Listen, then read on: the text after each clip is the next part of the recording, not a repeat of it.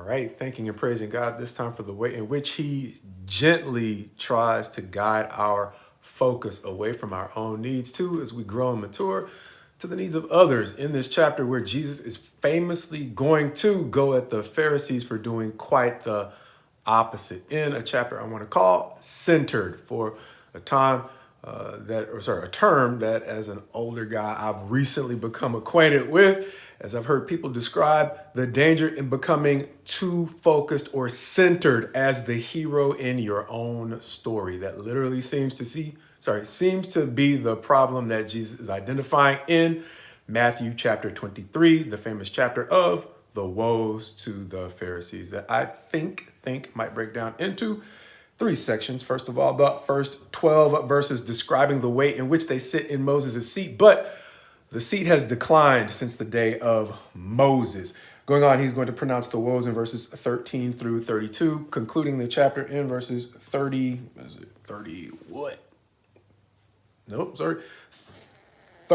through 36. My handwriting's bad. Concluding the chapter in 37 through 39, pronouncing the famous Jerusalem, Jerusalem, woe over the city, understanding the way he is going to lament the way in which the city continues to stone and persecute those sent to it, to restore it to its potential. Starting off, though, in the first 12 verses, as we said, the seat is going to have taken a decline, or Moses' seat is going to decline to the point at which the Pharisees are now centered as the heroes of the story in Israel, at least according to the way they like to tell it.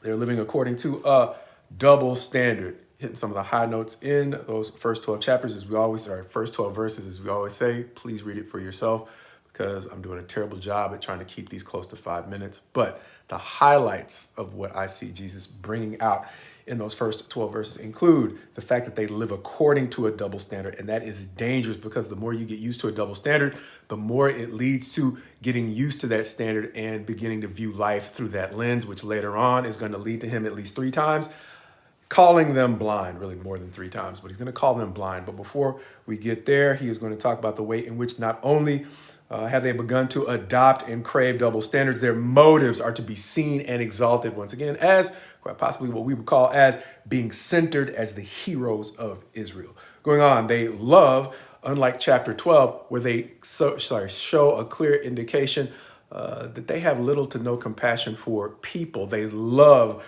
the praise that they can get from the people, however. Going on, it will say that they would be wise to recognize a familiar principle from the teaching of Christ, and we'll later see in the apostles, the one who humbles himself will indeed be exalted, but the one who exalts himself puts God in a position of ultimately basically forcing God to humble them. Insofar as we'll see later on, the writer or one of the apostles will let us know that when he does humble us, it starts off as an attempt to show us the love and the discipline a man would show his son, the son that he cares for. As he goes into the woes, 7 as I count, saying, woe for you, shut the keys or the door to the kingdom for others who would go in, understanding that they have no interest in going into the way of restoration themselves. It's going to say, woe to them, for they will travel over land and sea to create a single proselyte, but they will make them twice the son of hell that they are. Likewise, he is in those woes, all but one of the woes, he's going to call them hypocrites, going to that distinction that we've described before, the distinction between personality and character. He is then going to transition to talking about the way in which they are very different on the inside than they are on the out. But before he gets there, he is going to talk about the way in which they say that in their blindness, that if anyone swears by the gold on the temple, that's an oath. But if they swear by the temple, it means nothing. Likewise, if they swear by the gift on the altar, there you go. But the altar itself, swearing by that, who cares? He's going to call them blind guides, saying that the thing that gives value to the gold and the gift is the God who the temple is essentially there to honor. And so they have gotten it wrong. Understanding that in life, we are all going to be inclined to make mistakes because we are only human. But it seems to emphasize what he said earlier. When we get into a posture where we have exalted ourselves as the authority, we have taken on the heavy burden. Much like earlier, he's going to say they put heavy burdens on others.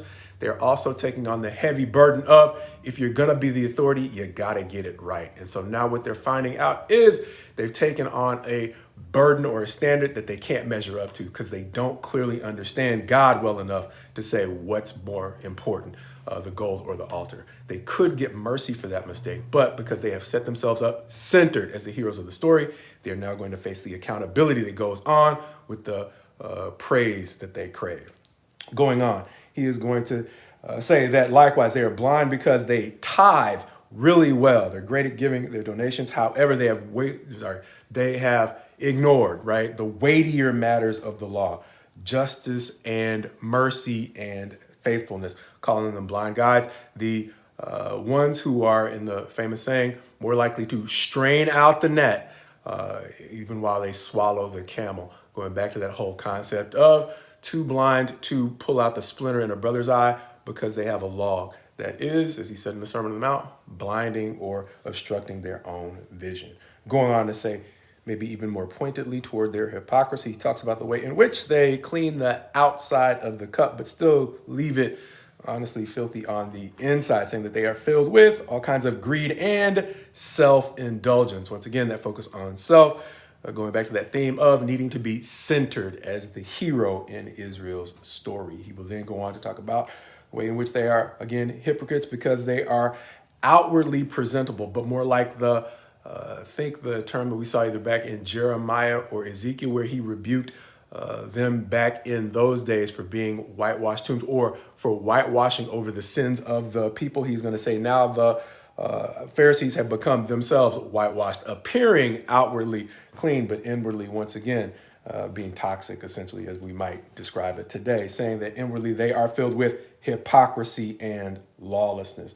Going on to conclude the woes by saying, once again, they are hypocrites, building the tombs of the prophets, saying self-righteously that as the heroes of Israel's story, they would not have persecuted the prophets the way their forefathers did. But Christ is going to let them know that they are going to have wise men and scribes and prophets sent to them and essentially repeat the sins of the self-righteous in the generations before them, as it seems to serve the foundation for the conclusion of the chapter, where once again he laments on the way in which that mentality is going to seem to have overtaken the entire city, as he says, Jerusalem, Jerusalem, lamenting the way in which he would have gathered them together in a healthy march toward their potential. But he's actually leaving their house to them desolate, a choice that they make, as Matthew will go on to describe the way in which the Pharisees will continue to conspire to get rid of the Christ,